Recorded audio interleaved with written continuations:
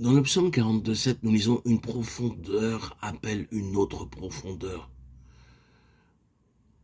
Dans une autre version, nous lisons « Un abîme appelle un autre abîme ». Seul un appel procédant de la profondeur peut provoquer une réponse venant de la profondeur. Seul ce qui surgit des profondeurs de votre être peut avoir un effet dans la vie des autres. Nous-mêmes, nous recevons bien peu d'aide d'une prédication superficielle, et de même, nous ne pourrons pas beaucoup aider les autres, à moins que notre propre vie ait été profondément affectée. Ce qui est superficiel ne pourra jamais produire que des résultats superficiels. Oui, vous pouvez mettre en émoi les sentiments des autres par vos larmes ou par vos sourires. Vous pouvez même stimuler l'enthousiasme et avoir des résultats temporaires. Mais si vous n'avez pas de profondeur, vous ne pourrez jamais atteindre la profondeur dans l'âme des autres. Dans la parabole du semeur, le Seigneur Jésus parle de la semence qui tombe sur un endroit pierreux, où elle n'avait pas beaucoup de terre. Elle leva aussitôt, parce qu'elle ne trouva pas une terre profonde, mais quand le soleil se leva, elle fut brûlée et sécha faute de racines. Marc 4, 5, 6. Qu'est-ce que les racines? C'est la croissance sous la surface de la terre. Que sont les feuilles? De la croissance au-dessus du sol. La racine, c'est la vie cachée, et les feuilles, la vie manifestée.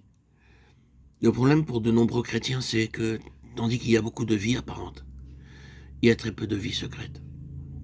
Vous êtes chrétien depuis de nombreuses années, n'est-ce pas? Alors permettez-moi de vous poser cette question. Quelle proportion de votre vie est cachée au regard des autres? Y a-t-il une partie importante de votre vie que les autres ne connaissent pas? Vous aimez souligner les œuvres extérieures, oui, les bonnes œuvres sont importantes, mais en dehors de ce qui est extériorisé sur ce versant de votre vie, quelle est la vie qui demeure cachée? Si toute votre vie spirituelle est exposée, alors toute votre croissance est externe, et parce qu'il n'y a pas de croissance interne, vous manquez de racines. Dans votre vie chrétienne, il est nécessaire que vous appreniez la signification du corps de Christ.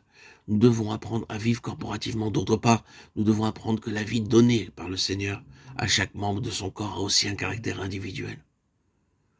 Cette mesure qui nous a été accordée personnellement par lui doit être préservée, autrement elle perdra son caractère spécifique et ne pourra être d'aucune utilité pour le Seigneur.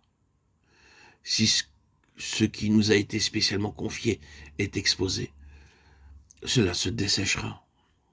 Le sermon sur la montagne du Seigneur Jésus est remarquable.